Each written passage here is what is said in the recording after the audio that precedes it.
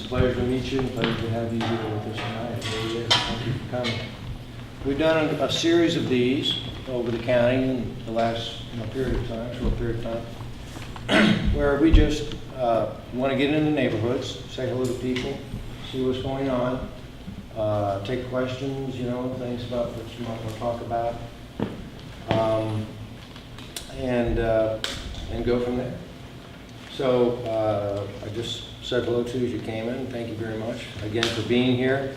I want to introduce some staff that we have here, but before we do that, I want to introduce the NABSCO District Supervisor, Mr. John Jenkins. Jenkins, how you doing? Thank you, Chief. Yes, good to see you. I'm glad to be here with you tonight. The success of the program that you're staffing and presenting is just outstanding, and I'm glad that we're able to go to all of our schools in the county to make them aware of the fine police protection that our children enjoy in the schools. And without me saying anything further, other than just welcome to the NABSCO district. Thank you. We're glad to have you. Thank you. I like coming to the NABSCO district. So we're going to introduce some folks that are here with. Maybe y'all could come up. And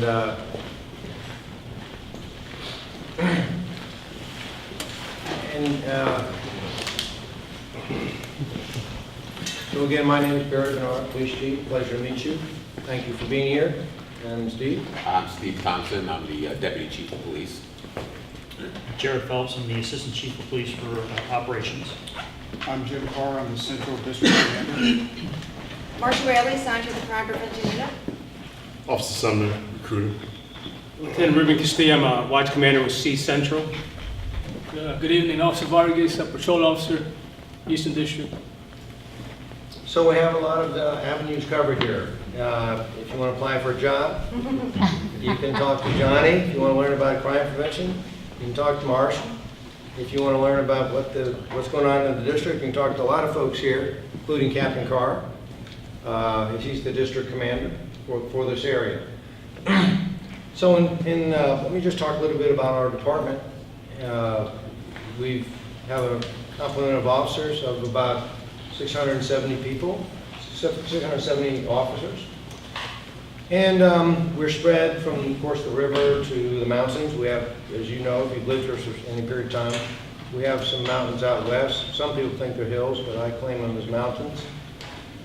And the county population, about 450,000 or so. And we have a very diverse community, as we all know, and we think that's one of our strengths. We're very proud of that, and we appreciate that. So here in Dale City, in the NABSCO district, if you will, this station is currently fiscally is served by the police station down at US 1 and Cardinal Drive. And US 1 and Cardinal Drive, that's called our Garfield station, and it's been there for many years, since the early 70s. We had an original station, it was fine for a period of time. Then we built this new station, and which is the same location when we knocked down the old one. So the officers that currently come to service calls for service throughout the NABSCO district in this Dale City area would work out of that station, Cardinal Drive and US 1. Now when I say work out of that station, that means that's where they come, that's where they report to work, and that's where they kind of go. During their tour of duty, of course, they're out here in the community. And they're all assigned sectors or beats, if you will. They're assigned an area of the county. And within Dale City and the NABSCO district, they're assigned an area. So what the exciting news is thanks to the support of our Board of Supervisors and our citizens and our taxpayers, we're building a new police station on Davis Ford Road, which will be known as the Central District Station, and Captain Carr is the commander of the Central District Station. So Dale City, NABSCO District, will be part of the Central District Station area. So for many years, we've had two police stations, one here at Cardinal and one up in Manassas. And it's kind of been separated by Hoadley Road. It's kind of the eastern district here and western district on the other side of Hoadley. Speaking in general terms, it's about 60% of our calls for service are this side of Hoadley Road, and the other side about 30–40% of the calls, on the other side toward the mountains, toward Gainesville Haymarket. But the station will be open probably this winter sometime, January timeframe, and we're very excited about it, and we certainly will have a nice dedication ceremony at that time. We will have, of course, a ribbon cutting and an open house. All that comes with it. I've been touring the station from time to time, and it's really coming along, and we're looking forward to it. What's unique about that location, it's about a total of about 70 acres, is there also is going to be a fire station there. So this is kind of the first time, it's a new model for Prince William County, where we'll have a police station, fire station, separate buildings, but on the same plot of land. Now, we've worked with them, they're great people, of course, at our training academy. We share a training academy out in Oaksville, where we have police and fire training together on the same campus. But this is the first time the county will have a fire station and a police station located, actual working stations located there. So we're looking forward to that very much. I think that's going to be very exciting for us. So the, again, the officers who will come work here will be coming out of that central station. What is also exciting, I'm just kind of going through facilities a little bit. I've talked about staffing and 670 sworn officers, a little bit just to give you a little background. The county is going to be moving forward with building a new animal shelter. I think we can say that, Mr. James. We can safely say I think we can say that now. Yes. So if you've been to the animal shelter, which is located in the middle of the county, it's the people are very dedicated, the staff, it's a clean shelter and whatnot, but it has severe limitations. So the county had a presentation. We did a presentation to the Board of Supervisors last week, and the board voted to adopt a certain design, which is basically a whole new structure. So we're going to be building an entire new animal shelter at the same site at Independent Hill, right off of 234 there, and that should be opening sometime over the next couple of years. So we're very excited about that. The shelter we've had is 1975, and a community of this size and whatnot, and wanting to provide the very best animal care that we can, we're very excited to have this shelter for the community. And I say that because the police department operates the animal shelter, so that's why I mentioned that. Yes, I know it's interesting to all of us, but somewhere down the line we got the animal shelter.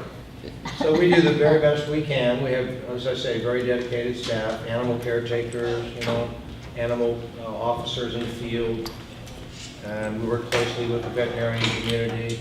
So this will be, we think, a very, very fine shelter once it's built, and we all look forward to that here in our community.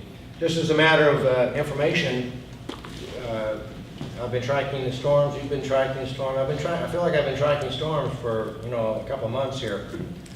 But we did take in some animals from Hurricane Irma from Florida, who were displaced, and we took in about 20 dogs who were transported up here, and we've done what we can to care for those animals. We have them, and get them adopted out and whatnot.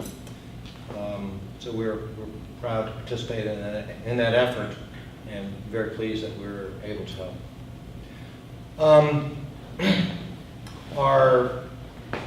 So that's a little bit about our facilities. Now, moving on to technology. So you can take a police department, and you can look at three components, if you will, three elements. One is staffing, and we're pleased that the board and the citizens and the community has always supported staffing for the police department, and we appreciate that. But I say that, and people will say, well, hey chief, how many officers you have? And everybody, tongue in cheek, always say, well, we don't have enough, you know. And, which is what everybody says in America. But the fact is, while we can, you know, everybody can always use more police officers and all that, the community has been very supportive and the board has. And so what we need to do is we increase our staff, is to have predictable and sustainable staffing plan, whatever the number is, if it's 10 a year or 15 a year. That's always very helpful. So then we can plan accordingly for our resources. If the board said, Chief, great news. If they say, great news, we're going to give you 50 police officers, well, that would be great news for one way, but the fact is, any department, you have to have the capacity to accept those officers, recruit them, train them up in about a year, year and a half. And we don't have the capacity to do that. So, 20 to 25 would be the max, but whatever the number, have a consistent number over a period of time is very helpful. And that's where we are today. We have a consistent number. So we can plan for that and recruit, train officers in that time. So equipment technology, probably the number one item on our technology that we're moving into as we speak is our body-worn cameras. So you probably have some knowledge of that equipment, some knowledge of that technology. We are in Northern Virginia, I think we'll be the largest police department in Northern Virginia to have these at this time, though I know many others are studying it and most likely moving toward obtaining body cameras. So we did a pilot last fall of 16, and then we reported to the board a few times about the progress and gave them our thoughts and presentations. And we supported body cameras, and so did the community, so did the board. So we executed a contract with Taser, which is now known as Exxon, not Exxon, but Axon. And so we have started rolling those cameras out. We just literally started after Labor Day, so we don't have a lot of cameras out yet, but by the holidays, we'll have a fair number of cameras out, close to 500 cameras. So we train a few officers every day, and when they get trained up, they leave with their camera. And when they come to work the next day, they wear their camera. So that's how the number of cameras will grow incrementally as we have the training classes. And we pretty much have training classes every day to get that number of officers through the training, probably by Thanksgiving, around that time period. We think it is an important tool. We support body-worn cameras, and that it helps us with transparency. Helps us to provide a training tool for us, to provide evidence and documentation of police activities. The two biggest questions, or if you will, or issues in using body cameras are, both start with A. First would be activation. When do you turn the camera on? That's the big question across America. When do you turn the camera on? So we turn the camera on when we have any type of enforcement action, and we have a policy that's on our website. You can see that policy. It's available to you. But basically, any type of enforcement action is when we turn the camera on. Traffic summons, stop, any type of an arrest situation, but also whenever the officer thinks that things may become adversarial. Or there's any kind of a risk involved, the policy is available. So, but basically, the three ways you do it is, some people say turn them on and leave them on for 8 or 10 hours. That would be a lot of video, and we don't really support that because we also want to be able to talk to citizens, just have casual conversation, and not have everything. Officers every day have hundreds of contacts, and many of those are just informal, conversations. And here I am talking to somebody at a 7-Eleven or a Wawa or something, and we're just talking about the day and the weather and what's going on and the wreck down the street, and we're videotaping all that. It just seems, do we really need to do that? And we don't think we do. So the other one is just to turn it on when you have calls for service. So we have a list of types of calls that we're going to turn it on. And so that's what we're doing. The other issue or question or topic of cameras, the two main, there's all kinds of sidebar issues as well. But the two one are when you turn the camera on and then access to the video. Who gets access? You know, A, activation, A, access. So who gets access to the video? So because we respect people's privacy, and that's a very big concern of ours, and I'm sure of the community. So for our camera footage, and we don't know how much footage we'll have, but some people we've talked to say, well, a patrol officer might have 1 to 2 hours of video a day, you know, turning it on and off as he or she goes about their work. But we'll learn that. We'll learn for us if that's true. So we store all the video in the cloud. We have a contract to do that. And if the video is categorized or cataloged at the end of the day, when the officer docks the camera, and then she or he will take a second camera with them, and that camera will transfer the video to the cloud. The software will tag it either evidence or non-evidence. If it's non-evidence, meaning there's no enforcement action there, there's no enforcement action on the video, it's just something that, some kind of conversation was had, no ticket was written, no arrest was made, but perhaps we activated it because we thought there was that potential.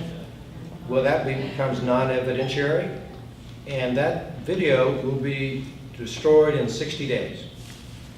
60 days for privacy purpose. We just don't need it. We just don't need it. We keep it that long. Could do 30, could do 90, but we keep it for 60 days. So if people have a concern about the behaviors or actions of the officers, and they report that to us, we'll have the video to turn to. And we also might look at it, for training purposes or something. So if it's evidence, we keep it for a minimum of 180 days, which is 6 months. And evidence could be anything like a traffic summons, running a stop sign. That's evidence. So we keep that for 180 days at a minimum. But to be honest, we probably keep it longer than that because it's a long paragraph. But basically, we comply with the Virginia Records and Retention Act. And also, some things get continued. I want to have my traffic ticket continued to next month and next month, that kind of thing. So we end up keeping some of this video for quite some time. And of course, if it's a serious crime or what have you, we're going to keep it much longer. There'll be many court hearings and that sort of thing. So that would be marked as evidentiary body camera footage that is going to would be kept for a long time. So for non-evidentiary video, in terms of access, if somebody wants to see a video,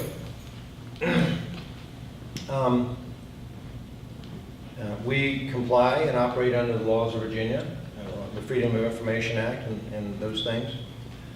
So if it's a video of you, we would generally show you that video, non-evidentiary. If it's a video of someone else, we would probably, may show it to you. But we probably would have to redact some information because there's a long act, Government Data something Act. And so if someone wanted to see it or we wanted a copy of it and we felt we were going to release a copy of them to it or let them see it, but it didn't involve them. And the Virginia Information Act applies basically, to Virginia residents. So we would redact anything under the Government Data Act that deals with helping to identify someone's identity, medical, or financial. So if we have a video of someone and their driver's license or face is in there, if it's you, we'll just give it to you. That's you.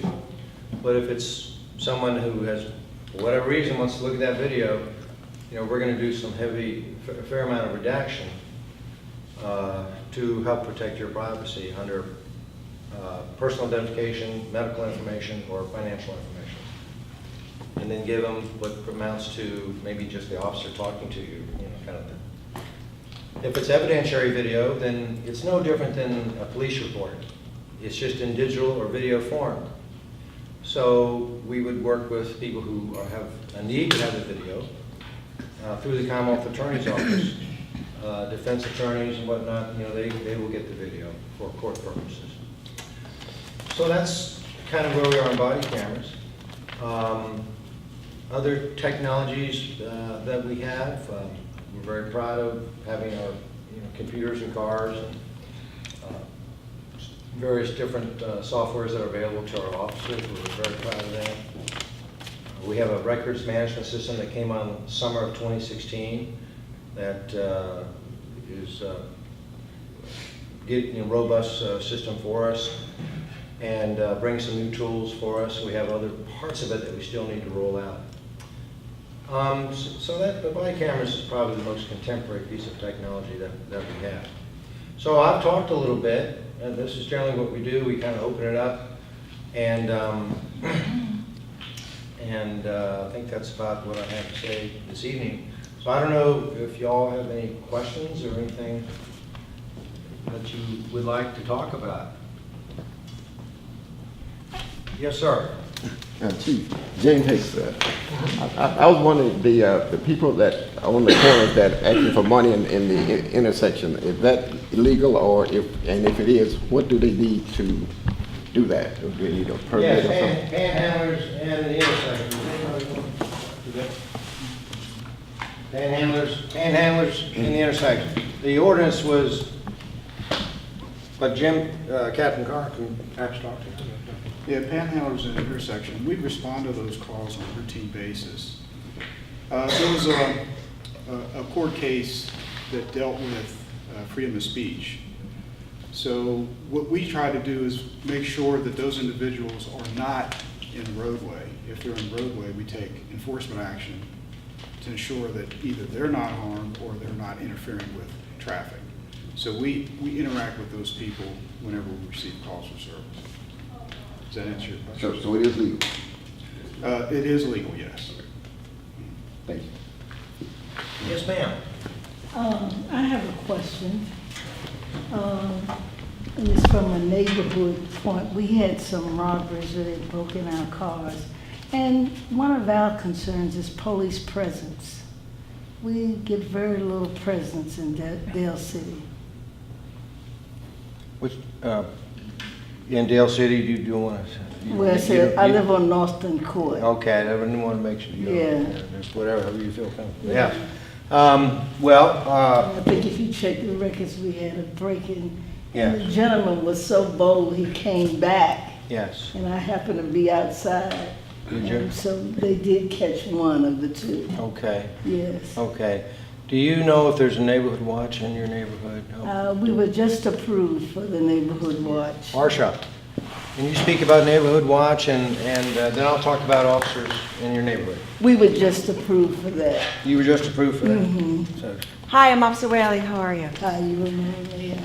Brenda Kelly, that one. What community are you in again? I'm sorry, I couldn't. Northern Court. Northern Court. Okay. How to start neighborhood watch programs? We offer trainings once a month, and the next one's going to be October 16th down at Ferlazzo, and we move them around every month throughout the year.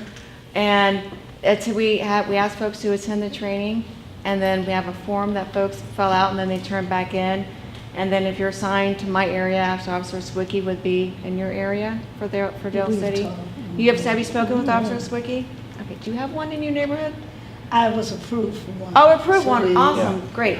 And then once the watch is up and running, then you'll start receiving emails from Officer Swicki from training dates, crime alerts, crime trends. We also send out the daily incident reports that our public information office sends out as well. So we try to have a nice dialogue back and forth. So if there are any concerns or things that you're aware of that happens in the community, even if Officer Swicki isn't there, we tag team and we help each other out. We also can run calls of service, kind of find out what's been reported and so forth. Then we also offer tips. For example, we said cars that were broken into. One of the simple fixes is just make sure all the cars are kept locked. I know we all get sidetracked and we all forget to lock our cars, but keep them locked, keeping all the valuables out of the cars. If you have to keep something in, put it in the trunk, get out of view so no one sees it, that it's in there, but anything that's high dollar value asset, please remove that from the cars. But once the watch is up and going, then we start that communication back and forth with the community. So I hope to see you next month or somebody. Oh, I've been. Oh, you've been, I've been okay. approved for Neighborhood Watch. Okay, It's that my neighbors was all interested, and then once it dies out, you kind of lose interest. But we're Yeah. gonna get Well, it good. started again. awesome, well, great. And that's, eyes and ears for us are the neighborhood watch. We have over 350 neighborhood watch groups in the county. And it's really a great program. It's a real program. That's what I will share with you, with everybody. It's a real program. It's not just a check the box thing. And we rely on folks to, contact us when they see something that's concerning, because no one knows your neighborhoods better than the people that live there.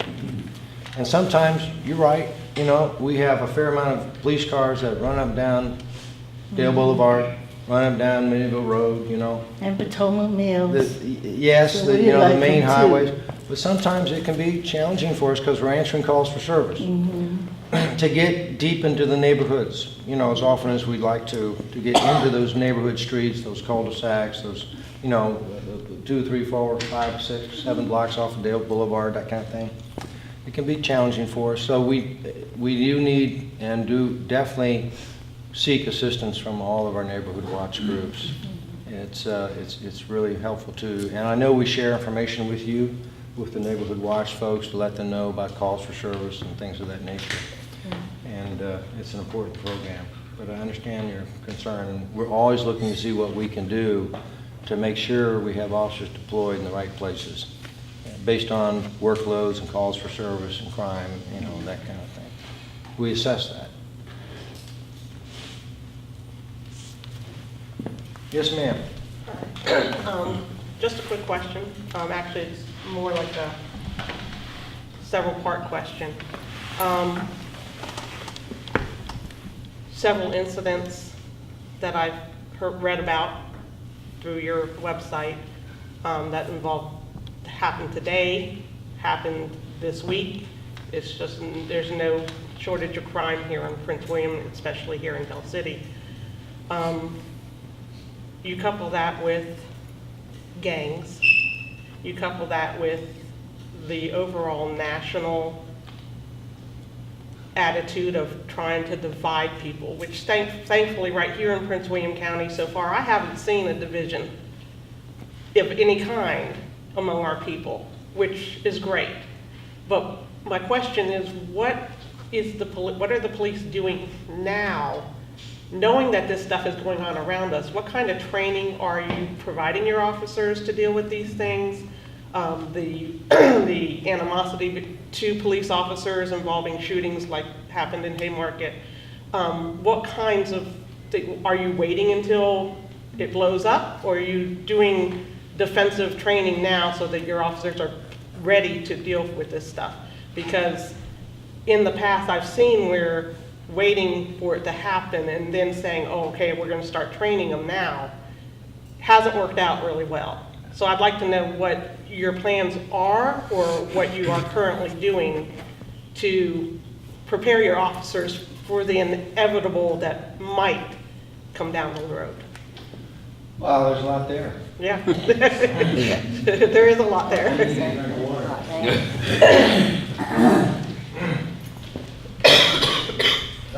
I will start by saying we're here tonight. We're here tonight. Which I'm surprised we don't have more people. Nobody makes us come. We want to come. We want to be a part of the community from all through the county. And so we make a special effort to get out to our communities, to build those bridges, to build that trust, to have those bonds. And so when we do it here, we have other initiatives. We do it through social media. Whatever we can do, we go to churches, houses of worship, mosques, synagogue, to build those bridges, to build those bonds. So, I think you started your conversation about, people, different, diversity and that sort of thing here in the county. So we we work very hard to build bridges with all people. And for example, it's hardly a week goes by then we aren't somewhere visiting with folks of all diversities, all backgrounds. And that's really at the top of the list, is to create opportunities to dialogue and to build that bridge and to build that trust so that people call us and share information with us and address their concerns with us and that sort of thing. And, we don't need, for example, when the march came through from Charlottesville to basically DC a couple weeks back. The state police basically was the primary person, but we assisted in some role as they came through the county. And we have responsibility to do what we can to provide for people who want to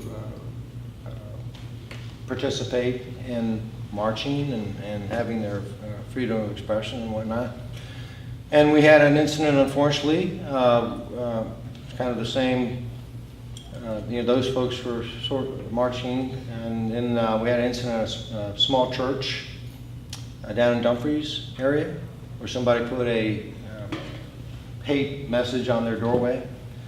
So we immediately made contact with them, and I went by the church and talked to a very small congregation, because we don't need hate in Prince William County, We want to work together to do everything we can to continue to have what I think is a safe community throughout. And I'm pretty familiar with the communities, the neighborhoods. When you talk about crime, for me, I look at the entire county. We do. The staff here tonight and many others. But I know that when you look at the questions that we often get, it's about crime or what's going on. For many people, means their neighborhood, and then to be honest with you, it kind of means their street. And you're interested in what's going on my street. Why were the police 4 houses down? That kind of thing. So that's important to people. So we have a very robust public information office that puts out a lot of information. So you can see, because if you read it every day and pay attention to it, it would seem there's just crime on top of crime. Because we think we have a responsibility to advise the community of what's happening. There was a robbery, there was drug sales, there was a larceny, there was a car stolen, whatever it might be. We're thinking we have responsibility to advise you so that you can make informed decisions about your safety. How do you feel about, your safety? You can make educated and informed decisions. So we try to keep our community informed. But I can tell you, when you look at the broad picture, this is a safe community. When you look at our crime rate and when you look at what's across the board, how we compare to others in, say, the Washington area or something. Now, having said that, do we have challenges and concerns? Yes, we do. Do we have gangs? Yes, we do. Do we have drug sales? Yes, we do. Do we have robberies? Yes, we do. No one denies that. So we have specialized resources that we try to use to address some of those issues. They're out there tonight. We have patrol officers, but we also have other resources that we use to address some of those concerns. The three areas that you focus on, in the broad, the overarching thing we do is what activities put our community at the most risk. All right. Wake up. What activities put our community at the most risk, and those are the things that we focus on. Everything's important, but we have limited resources, so we focus on things that put our community at the most risk. And when it comes to like gangs and other programs, the three areas you might look at are suppression, intervention, and prevention. Suppression, arresting people; intervention, getting people services; and prevention, prohibiting or stopping the crime or the issue before it happens, through crime prevention activities, neighborhood watch. So today in America, and which of course means here in Prince William County, while, you know, I'd love to have X more officers and all that, who wouldn't, you know? I also recognize that we can't arrest our way out of too many issues. We really can't. You know, if you said, Chief, can you go do this? Well, we can send 200 officers over there and we'll make tons of arrests. But it takes human services too. You know, it's a collaboration between the human services and our drug counseling services and people in the social services and all, you know, people who provide other types of service besides law enforcement to help our community be as safe as it can be. It's a partnership. It's not just about arresting people and putting them in jail and going to court and all that. You need to have services that help address some of the issues long term. So it's a partnership. But that's kind of what we do. That's kind of what we do. Yeah. In an area where people are reluctant, my Yeah. area, so to speak, they're reluctant to join neighborhood watch. They want, I mean, we've tried. Yeah. It fizzles out every time. We can't get the people to Yeah. join up. Yeah. What other resources do we have, and how do we find this? What besides Facebook, which almost everyone's on Facebook, but there are older people who Yeah. don't quite know how to navigate Facebook unless you have a teenager at home. What other ways can these people get involved without joining a neighborhood watch, so to speak? Or how can they find help for a friend or somebody they know needs it? They can always, absent technology, Twitter, Facebook, or anything else, that goes directly to our public information officer, and he filters all that information to where it needs to go and kind of puts the pieces together for us. He's actually right behind you. You can also call our non-emergency number very easily. Just pick up the phone. If you have something going on in your neighborhood, you see somebody suspicious in your neighborhood, pick up the phone, call our non-emergency number, and we will have an officer respond and figure out what's going on.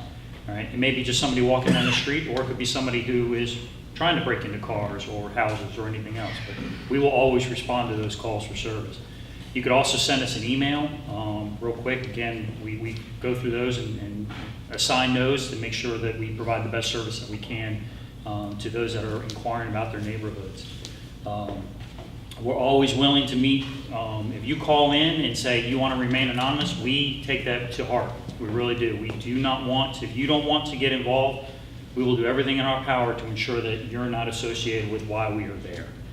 That is first and foremost in every officer out there. They're very cognizant of that because they know what the repercussions are. If you're that scared, but you're brave enough to give us a call, we want to make sure that we protect you in the long run. But the best thing that you can do is call our non-emergency number. That'll get an officer right there. You can either just have us call you, or we can meet you someplace else. We'll do whatever we need to do to get the information and make sure that we handle whatever the situation is that you're dealing with. So as far as individual trainings for the officers, what kinds of programs do they personally go through for hate crimes, dealing with the mentally ill, dealing with gang members, that type of thing? Is there something we need to, as citizens, do we need to push our supervisors to push more money your way? Do you need more money for better programs? Do you guys feel like you're programmed out, you know everything that you need to know? We don't know everything we need. I guarantee you that right now. I'll always take the money to expand, but there's a balance there. There really is. And just throwing money at a problem doesn't necessarily solve it all the time either.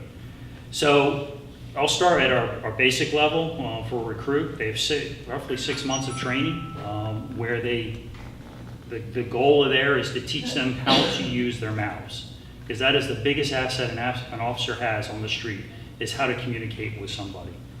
All right, so they focus a lot on that. They do focus on use of force training. They focus on what characterizes a gang member, the laws of arrest, the whole plethora of what it is to be a police officer within that 6 months. They get some good education.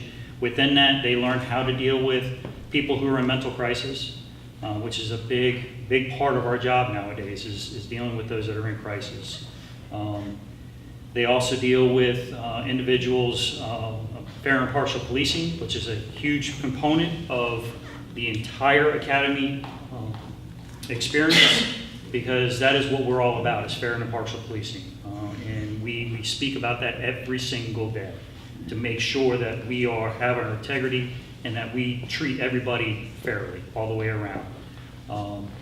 And then there's also advanced training that we can go through. We have CIT officers, crisis intervention teams, who have more advanced training on how to deal with those that are in a mental crisis. And we try to get those, as many as we can, through each year. That has been by far an extremely beneficial program for us, because you understand a little bit more. They go into a little more detail of how to communicate with somebody in those areas.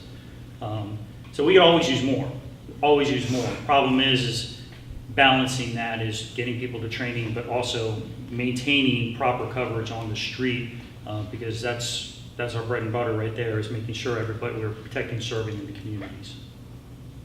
Does that answer at least a touch of it, or you have anything else, or no? Okay. Okay, so I'm hearing that you guys get trained in 6 months of training, then you have a group that get trained to deal with the mentally ill or any other illness.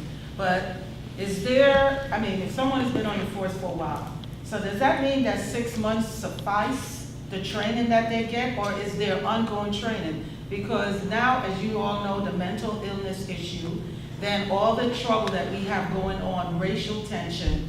I live here, but I work in Alexandria, and one of the things they did that I thought was really, really helpful is that when they first started out, the officer had to live in the neighborhood where they were over, which gave them a chance to build relationship, which gave them a chance to get to know their neighborhood. Now, if you live somewhere else and you come and you live in the project, that is cultural shock, okay? So what kind of training do you guys have ongoing to deal with? We got issues out here, and that's a reality. And even though I'm a part of a neighborhood watch, I try to get people to come out, but they are so like, no, not the police. Now, I'm torn because I have a lot of law enforcement people in my family, and at the same time, you can't deny that we're living in very troubled times. What is happening to really address the seriousness of this issue? What kind of training? Because we all come from different backgrounds and different places. Yeah. How do you train someone? The reality of it, because it's a fearful thing, I'm sure, when you go out on the road and not knowing who is for you or who is against you. How do we, I know this is a big issue, but Yeah. how do you all Yeah. address that? Yeah. Great question. Great question. We can talk about that for the rest of the evening. Yeah. That's a great question, or a great statement. And you absolutely right. We as a community need to constantly have dialogue, constantly have communication, constantly have opportunities where we work with one another, spend time with one another, whatever it may be, in whatever setting.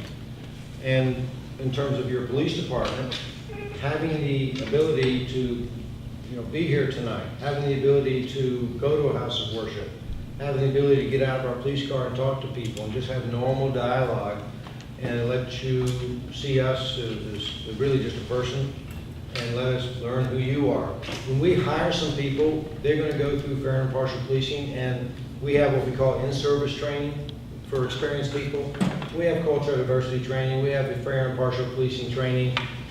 We try and set the stage to let people know that all people here that we have contact with will be treated with dignity and respect in terms of the police. Now, I think your statement broader than just the police department, I think is really about the community. When we hire people, and And typically, it'd be some of these folks up here in the front, and myself, who are making the hiring, doing the hiring, going through the whole process, now we're ready to hire them. We tell them about our values, and we want them to hear from us because it's that important. And one of the values that we talk about is fair and impartial policing in terms of treating everyone with respect. And we tell everyone we hire that when you graduate from the academy and you start working out here, immediately you're going, whoever they are, whatever race they are, ethnicity, gender, doesn't matter, they all hear this, that you will have contact immediately with someone who's different than you. Someone who's different than you. They grew up in a different experience, they grew up in a different place, they're proud of their background, their heritage, which is fine. It's fine for all of us to be proud of that. I grew up in Florida, I'm proud of that. I've lived here longer, I haven't lived in Florida at this stage, but I'm proud of that. I can tell you stories about that, But we tell them to make decisions when you're interacting with our community, particularly with respect to enforcement and decision-making. Don't be making decisions based on someone's race or ethnicity or income or religion or how they're dressed, what kind of car they're driving. Make your decision based on the facts that you learn, and based on your training and based on conversations with your peers or your supervisor if you need to do that. But it's important that you build trust with everyone. Every contact matters. Every contact matters. So while the officers, they really are doing the majority of that. Folks in this room and others, we do travel. We're here tonight. We go to many places where we try and meet people with different backgrounds and do exactly what we're doing here, and then we come back. But the officers, the hundreds of officers that are in patrol, driving those blue and white cars, every day they're having multiple contacts with our community. So they really are ambassadors. If we tried tonight, with a dozen people, to go to everywhere we need to go, it would be very difficult to do that. And so, we do the best we can, but those patrol officers really are it. So it's absolutely important that when we have community events that aren't hosted by us, we didn't build them, we didn't create them, that we are represented. So folks here, many others, when we learn about this fair or this program, we want to be there just to be hanging out with other people and having conversations, and building those bridges and building that trust, and recognizing that when you really have those conversations, regardless of who you are and what your background is, we have so much in common. Who doesn't want their children to be happy? Who doesn't want to have fun on a beautiful day we've been having the last 5 or 6 days here in Prince William County? The weather's been fantastic. Who doesn't want to go to a park? Who doesn't want to, I think I'll sneak off to the office and do something here.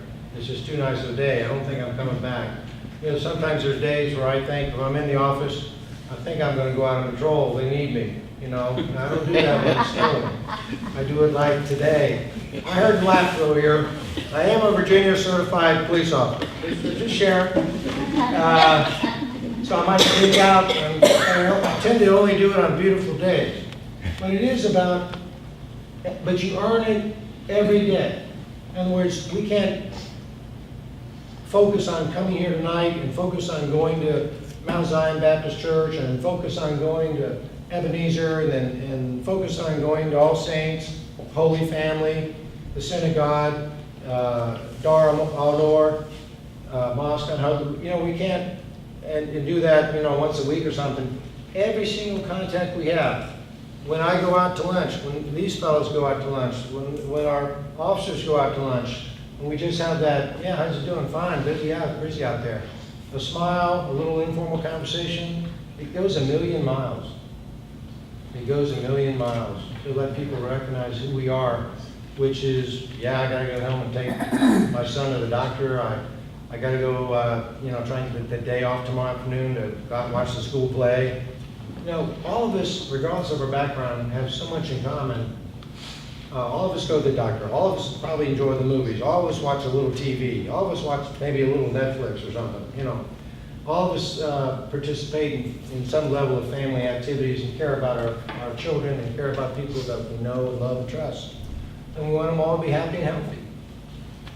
So we get there, I think, as a community by participating not just in police activities and things, you know, but just programs that we learn about that are going to be at this park or that park, Dale City Parade, you know, things like that. Just having a good sense of community that helps bring us together to help work in creating bonds and breaking down barriers. But you got to work. I think you have to work at it every day, don't you? You can't take a day off. You really can't take a day off. Every single contact. You know, if somebody says hi to me at their cash register, and I'm kind of like not paying a lot of attention to them, I catch myself doing that on the way out to the car. I feel bad about that. You know, so I work hard when they say, "Officer, how you doing?" I want to engage them in a couple of minutes of conversation. I'm doing great. How are you? And just whatever you see, you know, are you on your way to work? Oh yeah, where do you work? Well, I work down here at the insurance company. Okay, cool. Rather than just, you know, grunt or something, you know, and then move on. So I think it's important, and we have great people in the police department. We work hard to find the right people, hire the right people, work with them, train them up. And I'll tell you something, it doesn't happen often, but if we determine that we have police officers who don't want to do things in terms of performing well, you know, sometimes we have to help them find other opportunities. Because we want good people here who are passionate about Prince William County, passionate about serving you. We work for you. That's how we feel about it. I'm your police chief. These folks are your police officers, your commanders, your neighborhood crime commission officers, your patrol officers. We work for you. That's how we feel about it. And we all took an oath. We have a code of ethics. We take an oath to the Constitution. All that sounds in one level kind of, you know, but it's meaningful to us. It's meaningful to us. And the deputy chief and I, when we meet with somebody, we tell them, when you start wearing this blue shirt and you're wearing this badge, you're representing all of us. When I'm sleeping tonight at 2 a.m., there's going to be police officers out here, thank goodness, and they're representing all of us, everybody here. So we need to do the best we can to build those bridges every single conversation we have, man. But it's a great time. Do you guys go into the schools? Do you have SRO officers? Yes, we do. We have an SRO in every high school and middle school. The board was generous enough several years ago to fund us those extra positions. So I believe it's somewhere 29, 30-ish SROs that we have. And they're in the schools every single day, working with the kids. Dealing with that self-enclosed community is basically what a school is. Working with the administration and being mentors as well within those schools. Several of these officers here have been SROs and have moved on. I'm sure after this they'd be glad to tell you about that experience and stuff. Just want to touch on real quick on, you asked something a little about ongoing training. And yes, we do have ongoing training. Chief alluded to in-service training. We are mandated by the state to have a certain number of hours in cultural diversity, in legal updates, and in just general stuff. And we exceed that every single year with our officers because they want to improve. They want to be better. And part of that is also dealing with those in mental crisis, fair and impartial policing, just a plethora of topics that we can attend. We reach out and we'll send people to them. We're not shy about sending anybody to training because the benefit is once you send one person, they're able to bring that back and share that with everybody else. And in reality, experiences, that's training as it is for a police officer.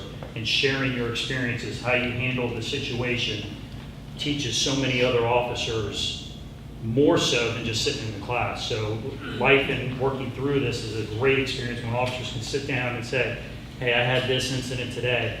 This is what I did. And they will self-critique each other. That is a great training opportunity, and we do that day in and day out. So you hold each other accountable? We do, absolutely we do. Absolutely, we hold each other accountable. Yes, sir. Speaking of school interaction, have you ever heard of positive tickets? A what ticket, I'm sorry? A positive ticket. It's a positive ticket. It's something you would give to somebody, or a child, who catch doing something right. Not just a citation really, but maybe a certificate or a fund advantage, or maybe a discount or something like that. The answer is no, but that's a great thought. On occasion, we have something like on a temporary basis. Some company gives us X number of, fountain drink coupons or something. We'll hand those out to kids. We have junior police badges. Sometimes we have a campaign and we get a grant or donation to hand out some small item, just as a part of our community relations kind of thing. So, Marshall, I don't know if you have anything to add to that, but I'm not aware of us having a positive ticket program. No, I've actually not heard of that, but sometimes we will get the coupons, like the chief said, of either 7-Eleven or some other organization will drop them off, and then they will be handed out to the kids throughout either the summer or whatever the time frame is for those. You get a chance to talk to somebody afterwards about that. Sure, absolutely. Yeah, positive ticket, I like it. It's an interesting idea. For some people, of course, a positive ticket is no ticket. Yeah. In our business, and this is tongue in cheek, I'm going to share with it's not, but you either get a ticket or you get a little bit of wisdom shared. And sometimes you might get both, but but anyway, that's a great idea. We like to talk about it. Thank you for that. Yes, sir. Okay, I got a good one. My name is Dennis Ryan with Maple Point Homeowners Association up in Manassas.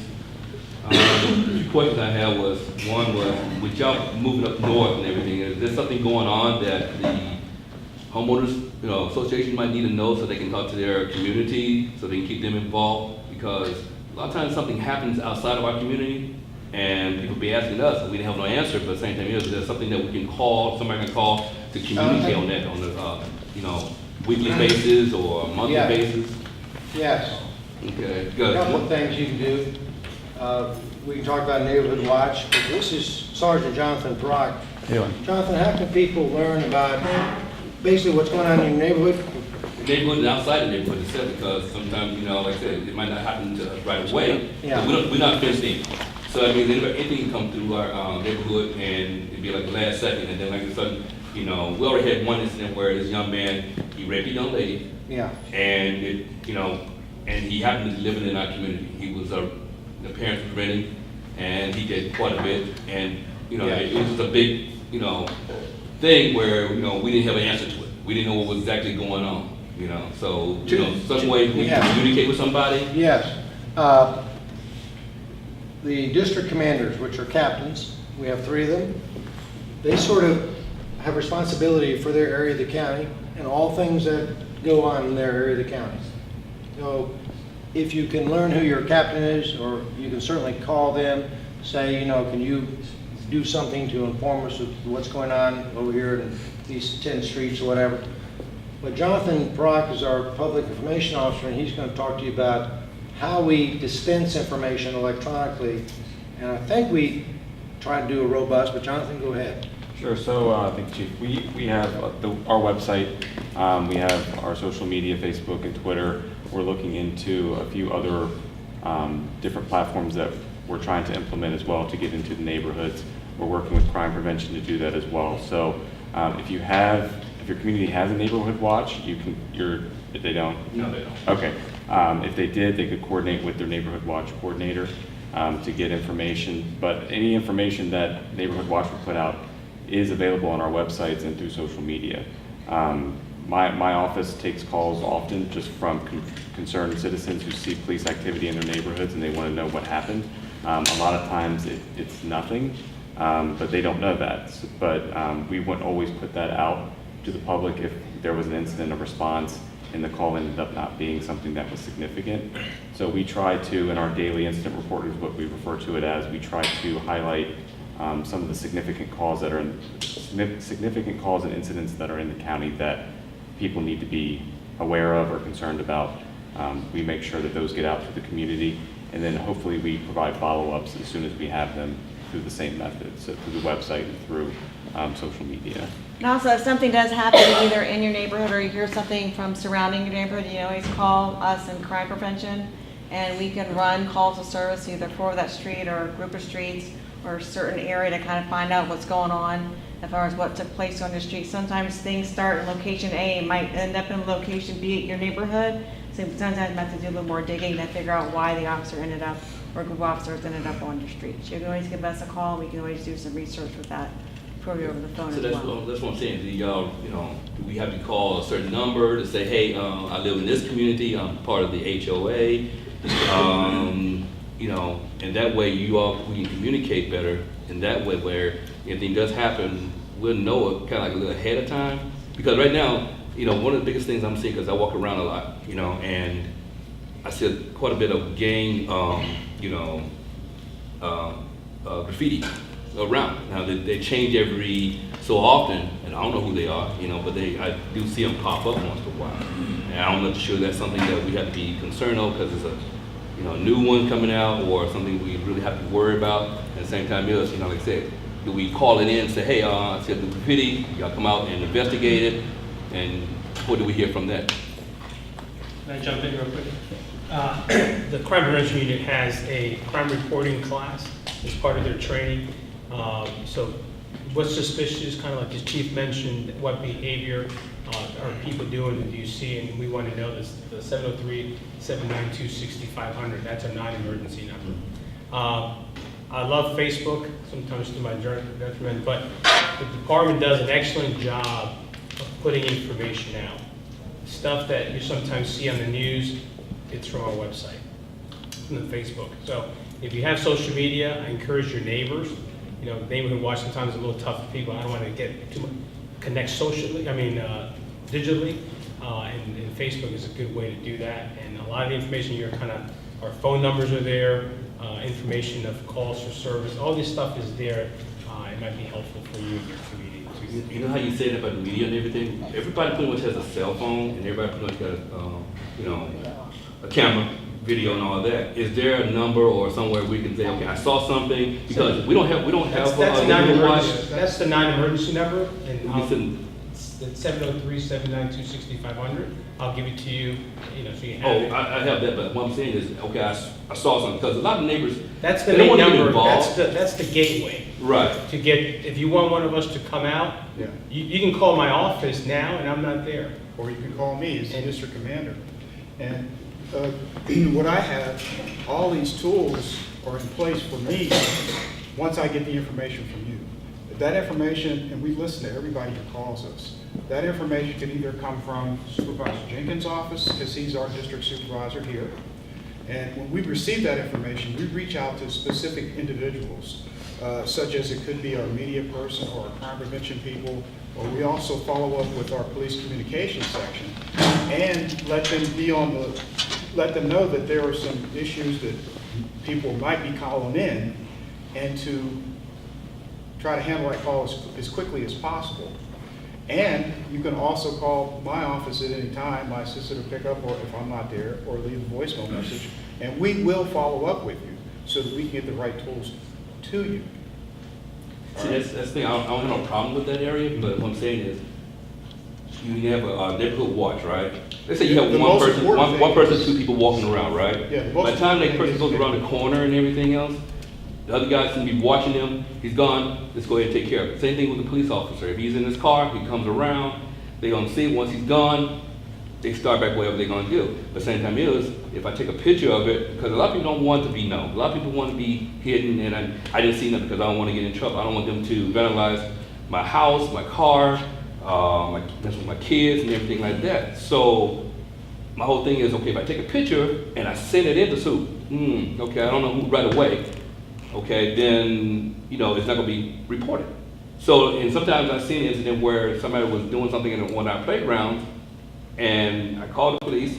By the time they got there, the kids are already gone. We already had one incident where somebody broke one lady's car early in the morning. By the time they called the police, it was already, the kids are already gone. Don't know where they went to, but it happened, and they have no evidence to say, okay, my car is broken, tore up, and I don't have no, So just to make sure I understand, you want to know if you take a photo, where does that go to? Is that what you're saying? where would I send it to right away? You know what I'm saying? If I go, let's say, I guess, can I jump in again real quick? There's some agencies that have like, you can text 911. You can call 911, or you can call it, some of that technology might not be here yet. So the best way to do is call the 65 number.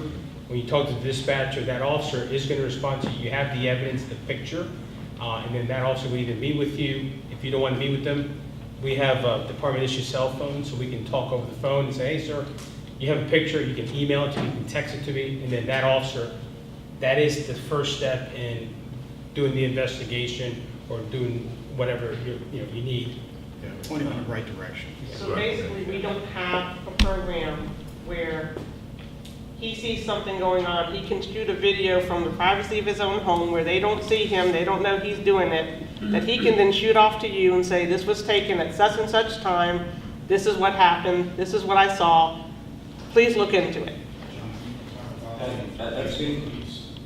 That's basically reporting a crime. If you take that video, there's nothing that stops you from calling the non-emergency number, having an officer come out and take that information and then But see, that's look into the that. whole purpose of doing it from inside my house, where they can't see me doing it, because now you're showing up at my door. No, remember what I said, you can actually call, if you want to remain anonymous, and I've done this hundreds of times.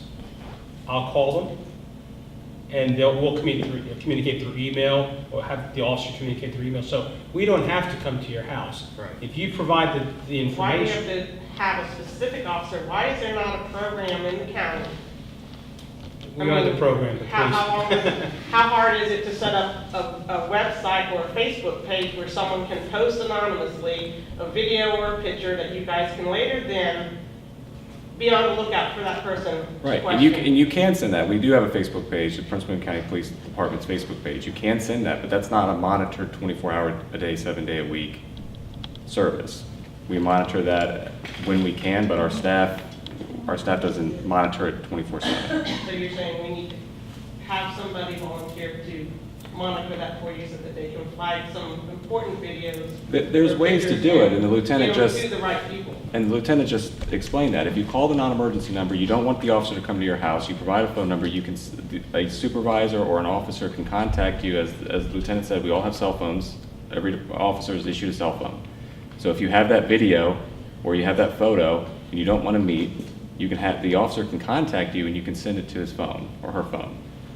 And that's the way that an officer still needs to look into it and make a report. And sometimes they're going to need additional information from you, from that photo or from that video.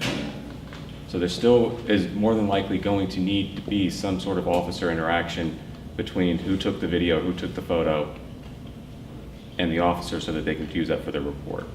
There's more than likely going to need to be always that interaction that's going to happen. That's still gonna put somebody out there in the open.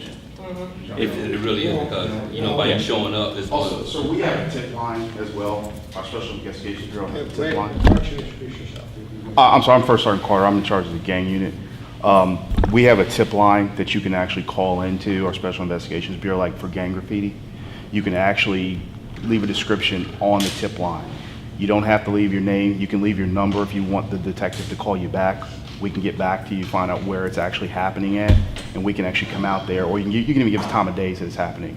And we can come out there and we'll sit and we'll watch, and then we can form our own probable cause to handle things. Just like if you have a house where you think there might be some suspicious activity going on, we can come out, you can leave that on our tip line, and we can actually look into that without you having to even have a detective come to the house. We can actually talk to you over the phone, get the information, or whatever information you leave on the tip line, it can be done anonymously, and we can look into that. And then if you have pictures, you can get the detective's cell phone number, and you can send them the picture, and we can handle it from there. Okay, if that helps, huh? Which? Yes, ma'am. I know that, Make a point. I'm looking at the time, but one of the things I noticed is that you guys don't ride through neighborhoods. You know, you stay on the, I've lived where I've lived, and I can count the time on one hand. And I think that kind of is a deterrent.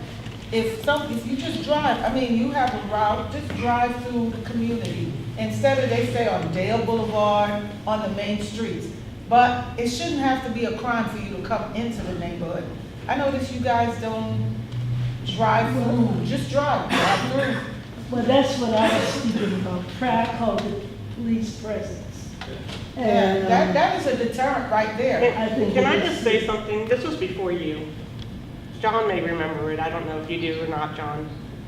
I used to live in a drug neighborhood, heavily gang activity, drug neighborhood. It was two cul-de-sacs. It came down and split into two cul-de-sacs. There was one house up here and a house up here. They avoided you guys forever until we got until the community got involved. Now, it took me having a gun pointed at me. That's how much involved. I didn't care. I was brazen. I went out while they were doing their drug deals. I took down numbers. I took down names. I took down descriptions. I even went up and asked them their names if they would give it to me. Some of them were stupid enough too. And I called it in. John Moore. Any of you know Detective John or Officer John Moore? Talked to him. He worked with me very closely. Scariest time of my life. Mother with 3 young children.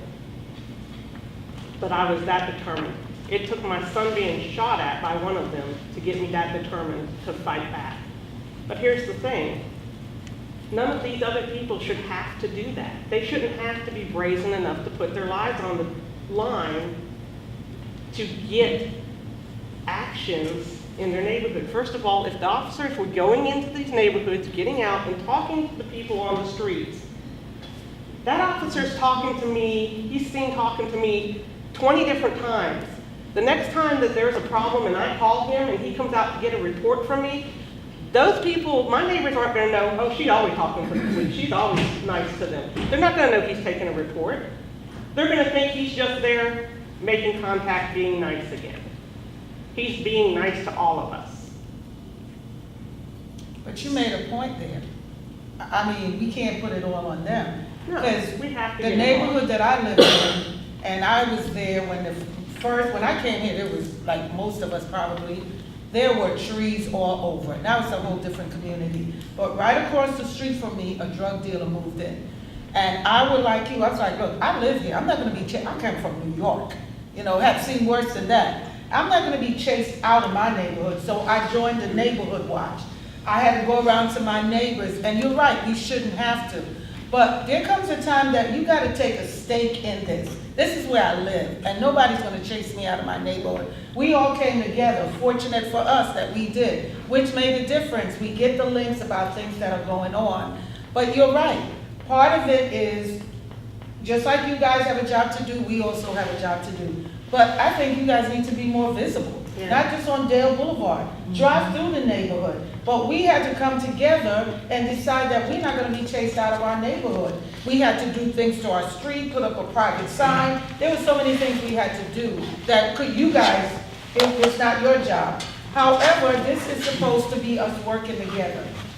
Visibility, great deterrent. We can't do it if we only see you on Dale Boulevard because we're both going 55 miles an hour. There's no way I can talk to you about what's going on in my neighborhood at 55 miles an hour.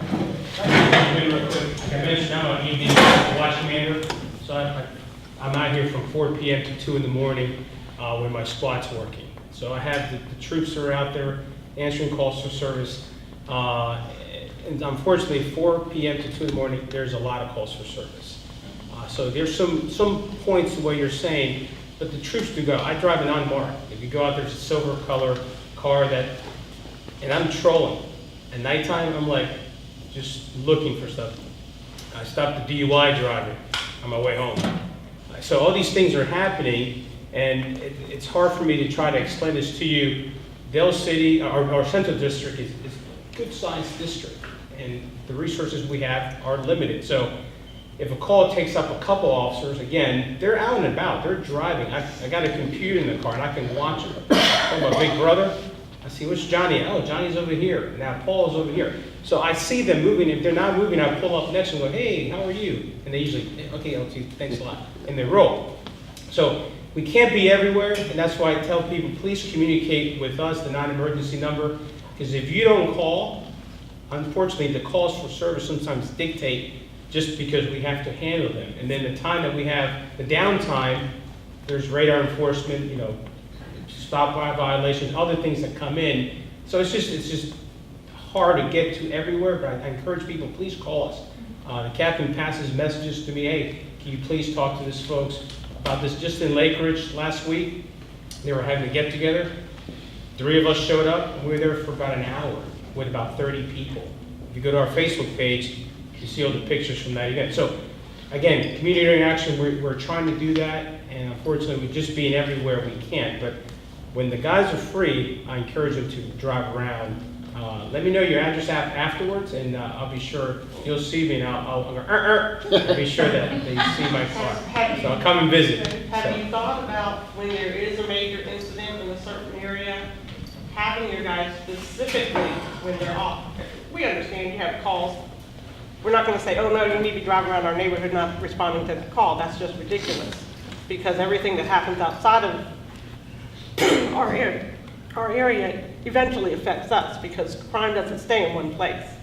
So what's happening in her neighborhood will eventually flow over to my neighborhood if I don't become proactive and she doesn't become proactive. But if a crime happens in her neighborhood, why not specifically say, guys, this crime happened here, or this call happened, nothing came of it, but let's get down to that neighborhood.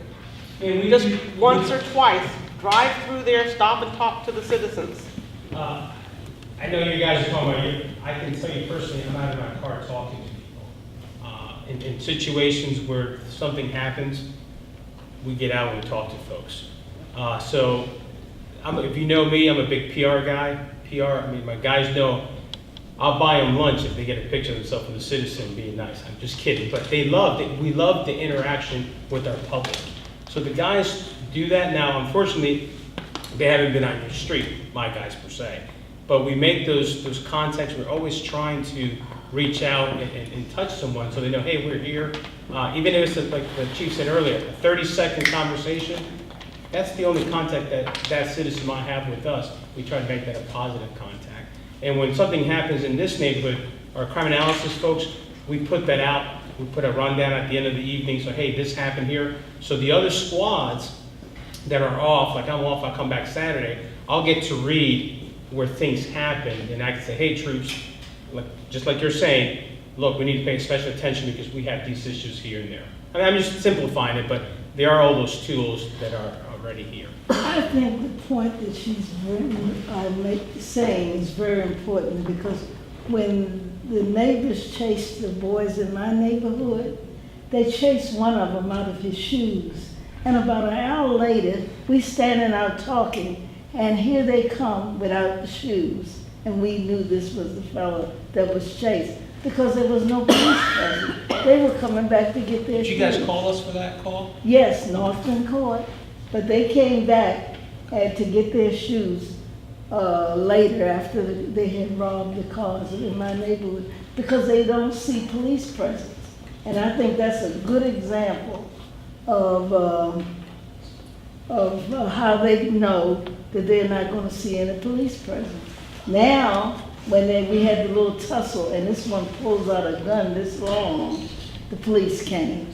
Because thank goodness my neighbor was a DC police, and he was tussling with him, and we all went running. But that is what happened. This fellow felt so comfortable that he was chased out of his shoes, came back later to get his shoes, because there was nobody there. But us standing in the neighborhood talking, walked right past us. Which, having listened to what we've said and whatnot, but your point is well taken. We need to continue to do what we can to get in the neighborhood. We agree with that. And we'll continue to look for opportunities and encouragement and whatnot for ourselves to do that. You're right, we need to do as much as we can. We agree with that. Absolutely. Thank you. I know you've been to our church, and I think that's an area that you're going to hit people. So, we got to live together. You do. You do. really do. It's a question. Yes, Mr. Hicks? One more thing. When I first got here, I used to be one that say, I never see the police. I never went to the. But I had an incident at my house. The police came, they were there on time. Now I would say they're out there. They do come to the neighborhood every now and then. They're not always in the neighborhood, but they can always be in the neighborhood. I understand that. And what I have realized that when the Prince William County needs to be somewhere, they are there. And I move around at night sometimes, and you got a car over here, and you got a car over there. Now they're not moving, but when they need to move, they're there. I've seen that. And Chief, I thank you for being here, for doing this. A lot of chiefs don't do that. Don't do this. They sit in their offices and send their people out and let them catch all the heat. But also, as you guys talk, I've noticed, and I've had experiences that you're not just talking. You're just not talking out of your head. I've seen police officers just make up something, say, "Oh, we do this," and da da da da. That's not so, because I've seen you guys in action, and I really appreciate you being here. Have you ever thought about having like a charity basketball game or a baseball game or something like that with the community? We've done a few of those, but not enough. We do them, usually it's oftentimes in connection with like the Boys and Girls Club, or one of the schools is having a benefit or a charity for some specific person, you know, to help someone who's having some hard times. But it's not, I would describe it as not, you know, one after the other kind of thing. But we, for example, we just recently, I think, did we win this hockey game? Unfortunately, no. No, we did not win the hockey Next game. subject. Okay. Let's hope, I think I knew that, but I was thinking maybe I missed something. So we play the firefighters, who apparently are very good in hockey, is all I can tell you. And we play them down here at the Prince William Skate, the ice skating down here on Dale Boulevard. And we had a great time, and we had a lot of folks turn out just to watch police officers and firefighters off duty, having a good time, having a camaraderie between the two, and it was great. And we've done that with them in soccer and other things, and it's so we look for those opportunities. So we'd like to establish more relationships with, like, the Boys and Girls Clubs that we have here in our community, where we can come in and you know, play a little ball or something like that. But we need to do that. Once in a while, the lieutenant was talking earlier, once in a while someone sends us a photo which ends up oftentimes on our Facebook page, where spontaneously a patrol officer will stop, see some kids doing something fun, you know, skateboard, shooting hoops, whatever, and they'll participate in that. And I really like to see that. It's just such a positive interaction between folks. But yeah, it's a great thought, it's a great idea, you know. We don't do enough of it. We do some, but we don't do it, you know, routinely, boom, boom, boom, boom, boom. Maybe we need to make up something and have a basketball team that travels around. I don't know. I know I shouldn't be on it, I can tell you that. What could I do? I'm not sure. So, I'm not sure I have this, I'm not sure where I could participate, but I like the idea, and you're absolutely right. Engagement is really the word. Whether you're shooting hoops, talking, playing Monopoly, going to a school.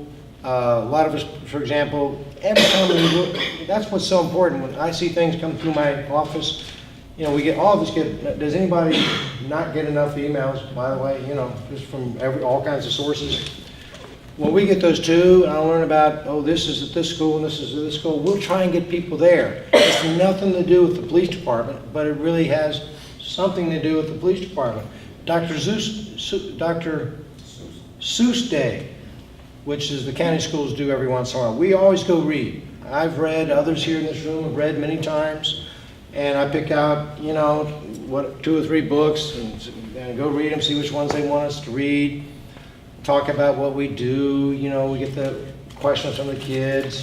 I love going to the elementary schools because they're just so polite, you know, you walk in and they say, you know, good morning class, good morning Officer Barnard, you know, all together. They're just as precious as they can be. It's just a lot of fun. So you're right, you're right. It's about 8:30. So we want to thank you for coming. There's someone in this building who wants to lock up this building. I don't know where that person is. Can I just end with one thing? Yeah. We have a good police officer, police force, thank you. I will go even a step farther, we have a great police force. It's always has been a really good police force, and I'm proud of them. Thank you. And I know it seems like maybe I came here and stirred the pot a little bit. No, that's okay. But sometimes stirring the pot is what it takes to keep you guys sharp and keep you guys great.